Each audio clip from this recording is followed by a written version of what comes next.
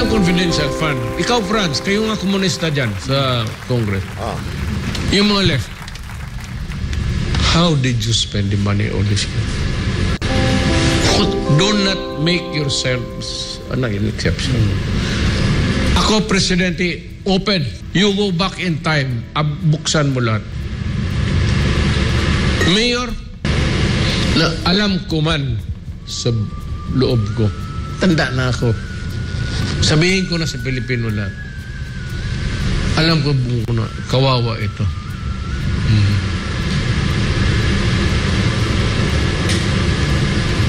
Now, back tayo dito sa terrorism.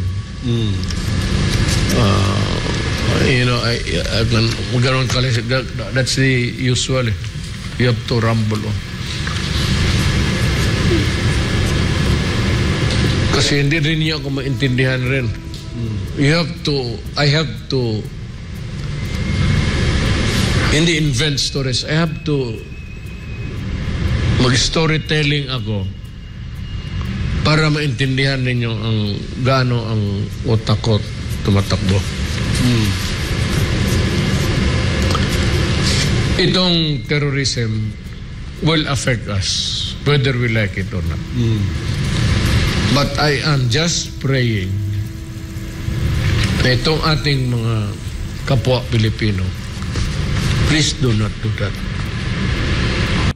Sige, eto, yung patungkol naman mga bossing, si Bato pa din, patungkol naman doon sa plano ng mga ito muna, yung Makabayan Black po ay nagpaplano dahil doon sa mga binitawang salita ni PRD, tagikan sa masa, para sa masa, ang gusto po nilang mangyari parang kasuhan ng grave threat, death threat. Oo, si PRD. Akala ko ba matatapang tong mga to kung makasigaw kayo sa kalsada, makibaka, kung makipagbari lang kayo sa bundok. Tapos salita lang ng matanda, hindi na nga halos makalakad ano pa kayo na natatakot sa tingin nyo ba? Tinan mo grave threat. Ito nakakatawa Kakasuhan nila si PRRD na 76 years old na, 77 na yata. Kakasuhan nila ng grave threat. Tinatakot daw sila, gusto silang patayin.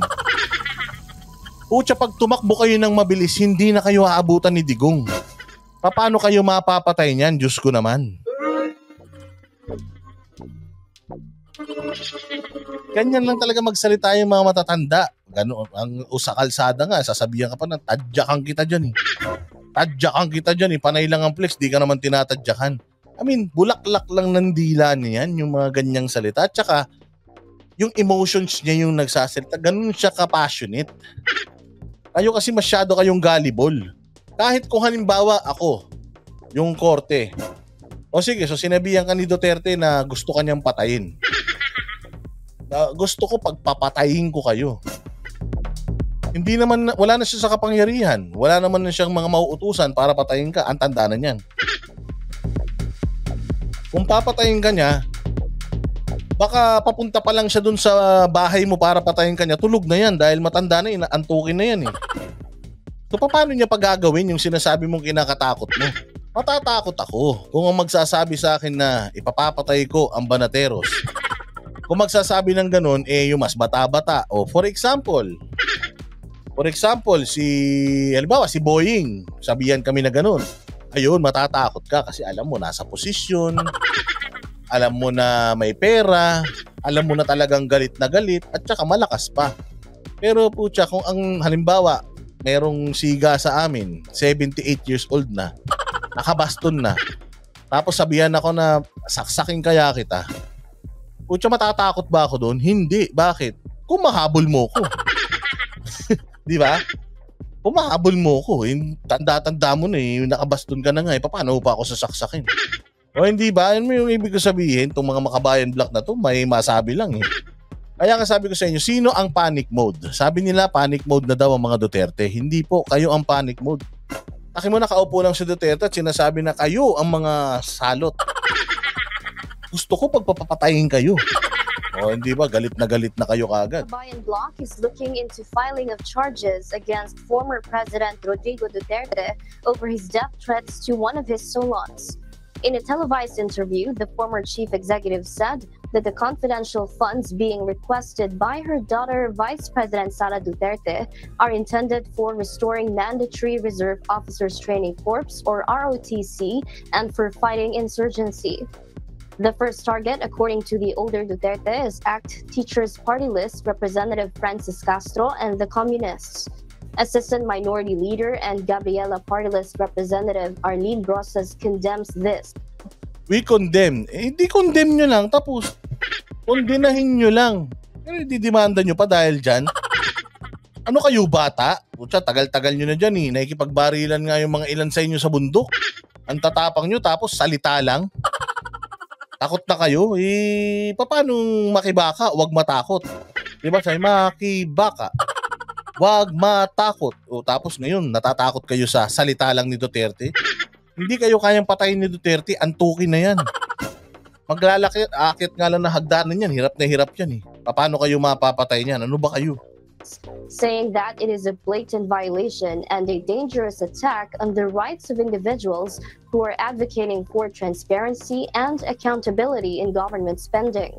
She says they will not be silenced by threats and intimidation, adding that they are looking into possible legal actions against the older Duterte.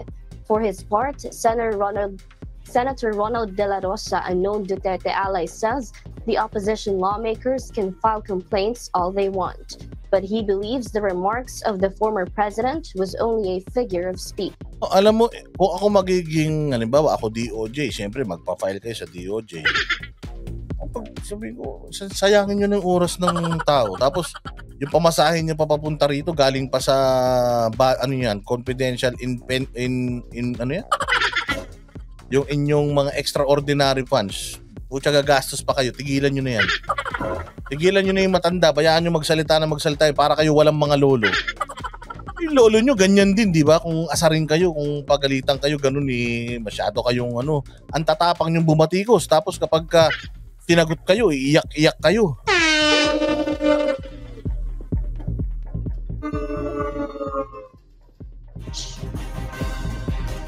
Patayin yung kausa, patayin yung ideolohiya.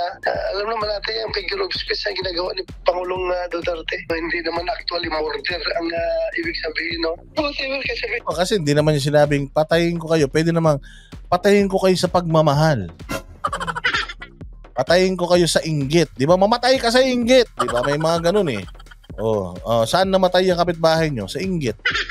May mga ganun. Hindi naman porket patayin yung babariling ka, kakatayin ka. Hindi naman ganun. Sinabi niya, pagpapatayin ko kayo saan? Sa sarap. Di pa kasi tapos, Franz Castro, nagre-reklamo na kayo eh. Pero si Franz Castro yun, kayo Franz Castro et al. Kayo ang target nito, yung kung ano nyo, yung inyong kaliwa, yung connection sa kaliwa.